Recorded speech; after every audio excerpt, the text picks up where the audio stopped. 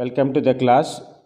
Today we learn the concept of equilibrium of body and conditions of equilibrium of the bodies. What we learned in the last chapters, what is meant by equilibrium? When the body is applied by the force, let's say external force is applied, what happens? Body can be moved with velocity with the momentum, let's say. So body changing its position means it is gaining the momentum. In the linear motion,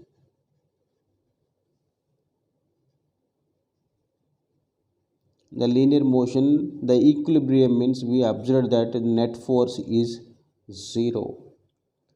For a rigid body here particularly, the condition of net force is not sufficient.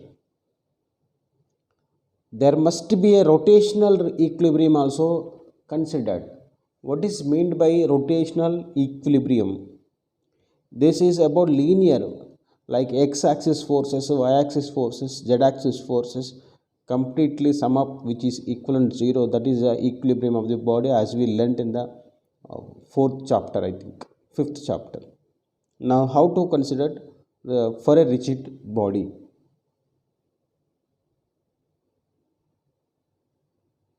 So, mechanical equilibrium.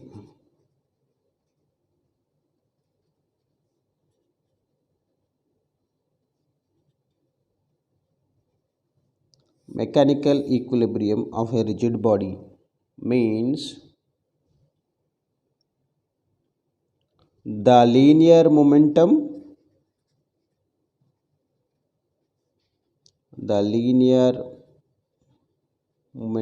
P and angular momentum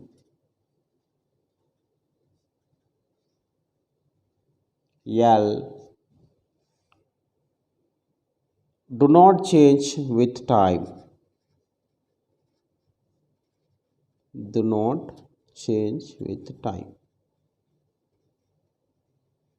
What is the meaning of it? Actually, the linear momentum should not be altered. The angular momentum should not be altered, means they must be constant while the body is being rotated about an axis. It means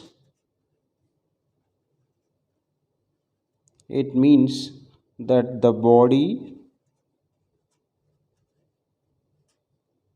has neither linear acceleration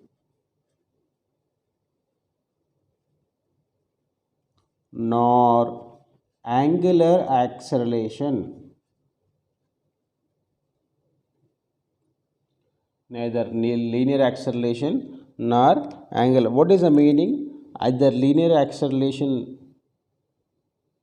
should be 0 and angular acceleration should be 0. So these any of the condition makes to be 0, the equilibrium condition can be satisfied. How to write the first condition? What is that? Net force, the total net force of vector sum of the forces on the rigid body is 0. Let us say the first force, second force, third force on the particles of the body. Let's say such many number of forces are there, Fn, which is equal to summation of Fn, where it's F or Fi. Sorry, let's say Fi, where I is equal to 1 to n, which is equals to 0. Means simply we will write it as sigma F is equals to 0. This is the first condition. Means the fx, sigma fy, sigma fz. If you write like that, total forces are equal to 0. In the problem, there may be a chance of a gravitational force, normal force, pulling force, pushing force. Such many forces are there on the body. we consider all the forces with the proper sign and we will make sum, then it is equivalent 0. The proper condition can be extracted out.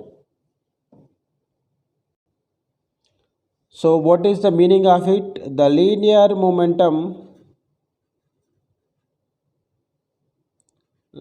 momentum is constant acceleration. Linear is 0. This is called as translational equilibrium. This is translational equilibrium. Now what is about torque and rotational equilibrium? The total torque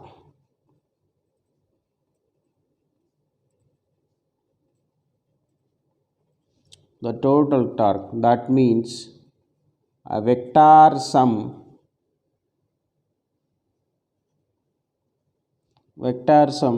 of the all torques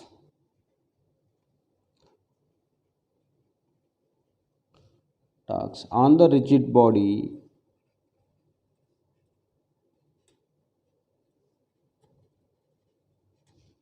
is 0. The total torque vector sum means, let's say tau 1 plus tau 2 plus tau 3 tau n, which is equal to 0 to I is equal to 1 to n, tau I is equal to 0. So if the total torque is 0,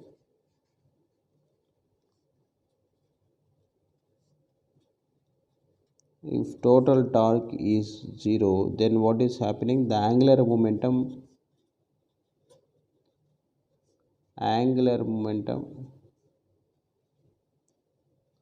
L of the body does not change.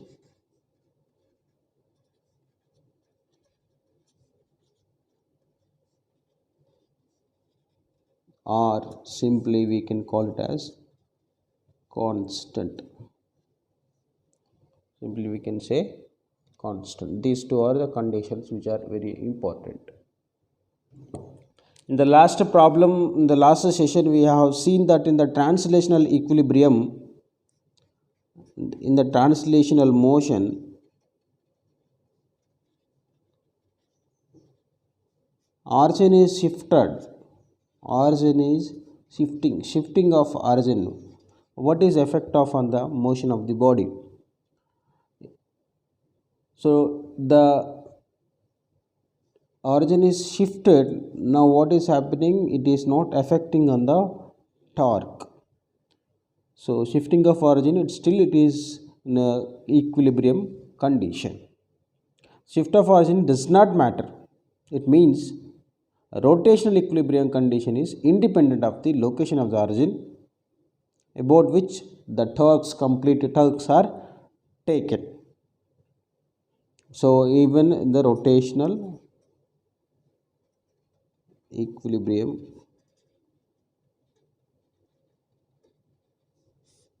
origin of shifted is not the matter. How to write the complete force equations? Sigma F is equal to 0 means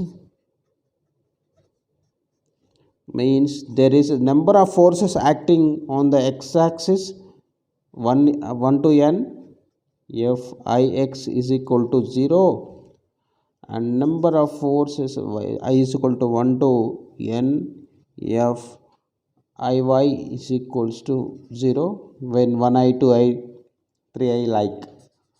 I is equal to 1 to n, F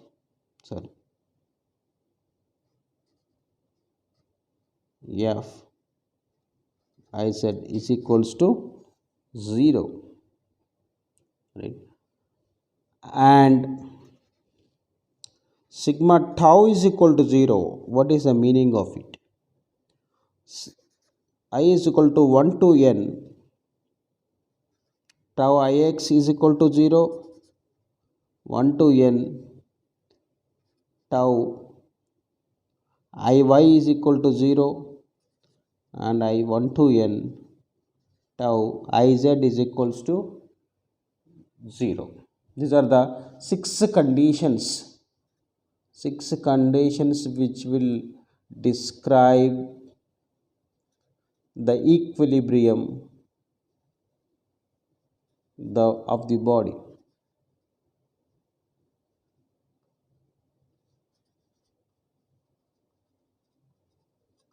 Equilibrium of the body. Suppose a problem is considered that the forces acting on the body,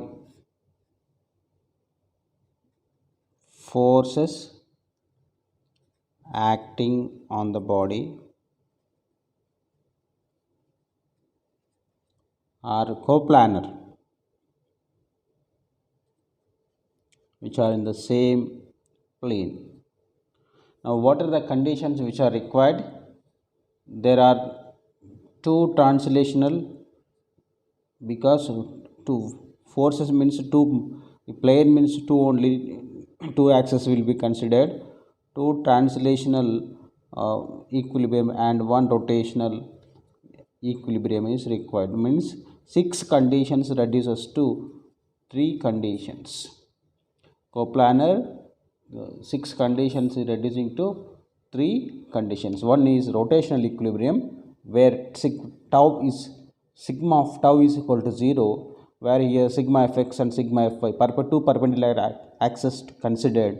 Now, if it is enough to calculate sigma fx is equal to 0, sigma fy is equal to 0 if you consider xy plane, and one tau about tau z, that is enough. 3 conditions are enough and required. Now see this simple example for torque or rotation. This is simple light mass of the rod AB.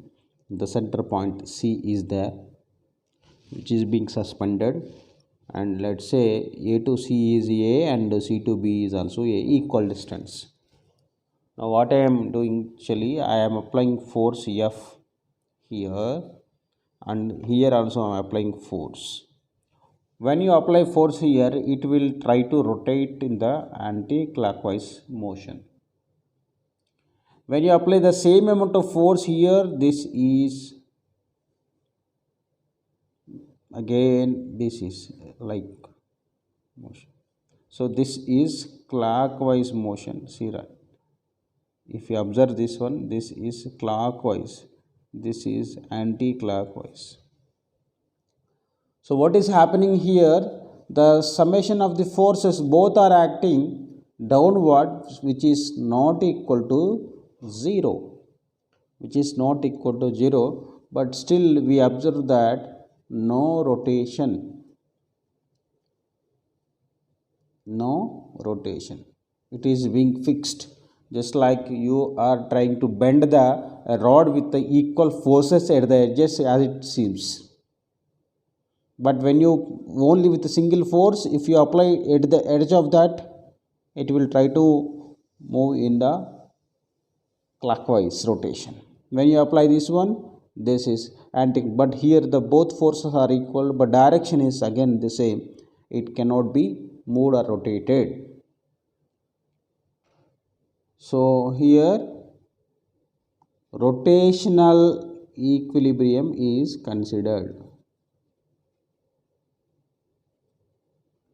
Rotational equilibrium is, but what is the meaning if translational equilibrium is not achieved? Of course, the body is not moved. The second case, the equal amount of the forces which are applied here. Now what happens, just you are trying to make it just as the steering can be rotated like this. Now here what is happening, this is trying to be motion, this is trying to, so that what is happening, body gets rotated, body gets rotated, so rotation is possible here.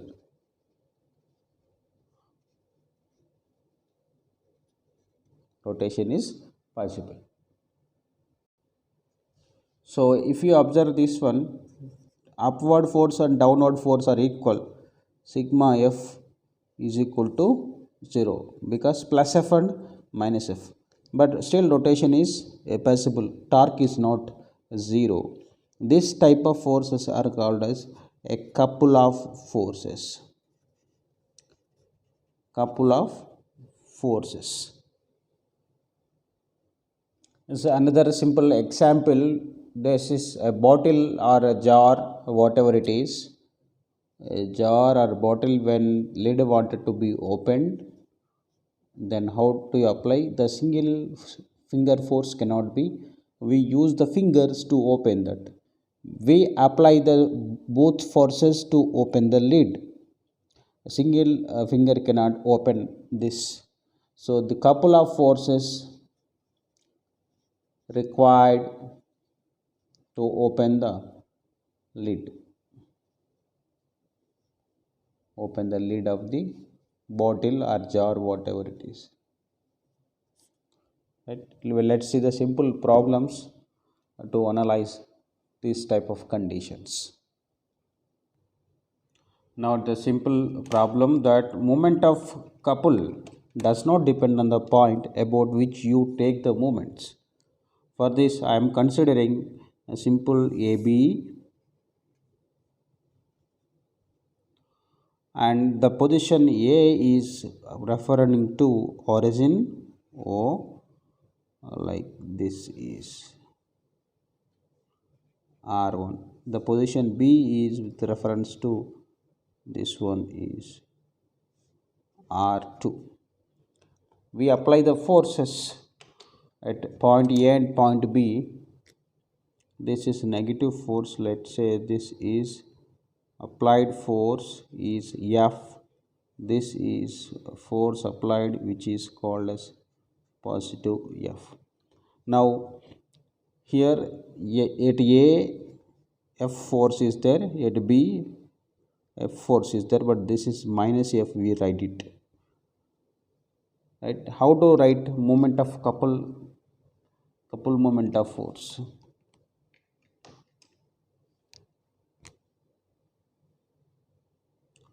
Moment of couple,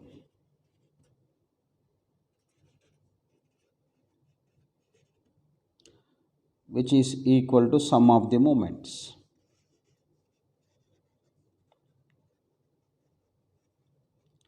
Sum of the moments of the two forces.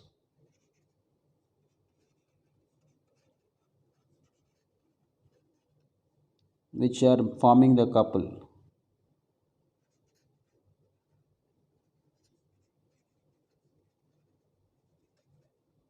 Now how to write torque? First R1 cross F1, R1 cross F, first torque, plus R2 cross F, right?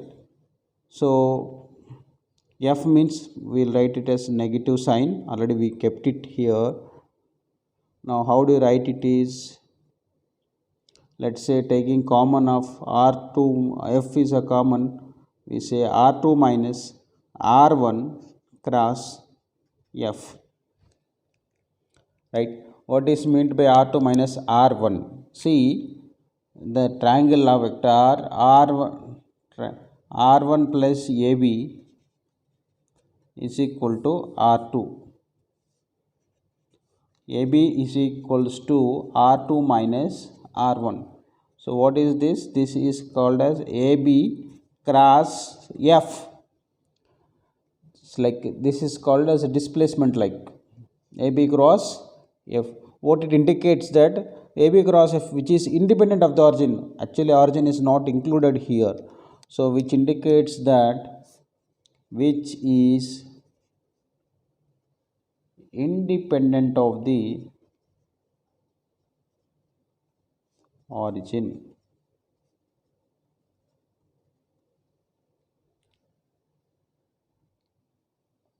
Now, principle of moments, how to consider the principle of moments and condition for that. For this, we can simply analyze a light rod, we can call it as a lever also. So at the edge of the lever arms we apply force. The edge is A and edge is B, right? This you apply force F1 and F2, F1 and F2. Now between that I will make a point which is pivoting the point along its length, which is this is a pivoting point. This is called as pivoting point, and this point which is called as fulcrum point.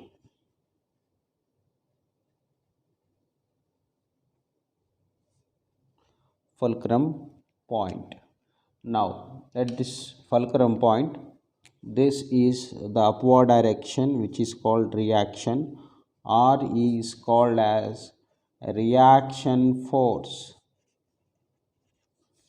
And downward forces, what are the downward forces? F1 and F2. Already I said that which is a light rod, don't consider that much weight of this, otherwise weight of the rod should be considered in the downward direction. That has to be also added, but we are not adding, which is taken as light. So what is happening? Upward, which is completely in equilibrium, in rest position, sigma F is equals to 0. Total force is upward force minus downward force F1 minus F2 is equal to 0. R is equal to F1 plus F2. For the particularly sigma, this also we write it as sigma Fy is equals to 0. Now considering rotational equilibrium means torque to be considered. Rotational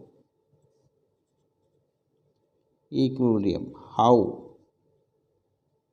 If this you are applying at the edge, this is trying to rotate like this, which is called clockwise. This is trying to be rotated like this. So total torque can be 0, total moment can be 0. We will try to calculate moment at A and moment at B should be considered.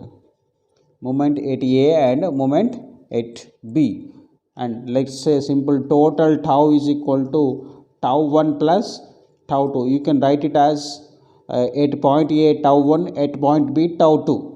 There are two torques are applied with the proper distance from the fulcrum point, which is also called as a balancing point.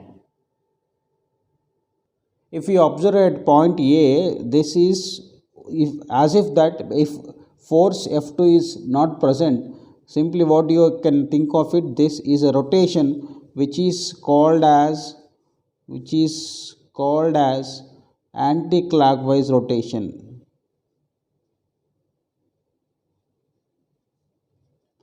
Anti-clockwise rotation.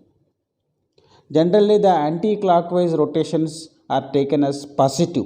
What about point B? When you are applying force at point B with F2, this is called as clockwise rotation. Clockwise rotation.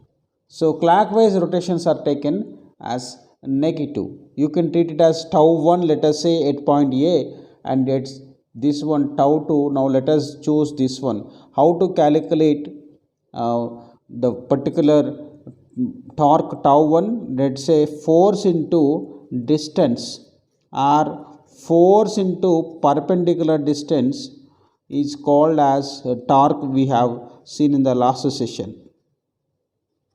We apply that the same and we'll get the proper condition. Now what is that? D1, first torque D1 F1, second torque negative I said D2 F2. So total torque is 0 because which is called as rotational equilibrium, because we are applying in opposite direction force. Now D1 F1 is equals to D2 F2, or you write it as F1 by F2 is equals to D2 by D1. What you can observe this one, indirectly the force and distance from the fulcrum point should be inversely proportional here. What is the meaning of load arm and effort arm? Once you say that, generally this is a load arm. Load arm means force. When you, from the fulcrum point, this is load. Now what happens? Other one is effort. Load and effort. So when load is increased, effort to be increased to balance it. Otherwise the distance from the fulcrum point can be adjusted. Now how to write this expression here? This is called as arm length, load arm into load, which is equals to, this is effort length, which is called as effort arm into effort, into which is called effort. This expression F1 by F2, which is called as mechanical advantage. This is called as mechanical advantage. The ratio of the force F1, which is called as load. This is called as load arm. This is load. So load by effort, the ratio which is called as mechanical advantage. Here what is that? Actually the distance is D1 and this is D2, right? Now if we say D2 is greater than load arm, what is D2? This is effort arm. This is D1. D2 greater than D1. What is happening here? The mechanical advantage can be greater. So if D2 is greater, the ratio of F1 by F2 is greater. Mechanical advantage is greater. Like several examples we can see, as children can play in the gardens or parks, in the seesaw, where this people or children can sit over here, and one is light person and heavyweight person. What happens here?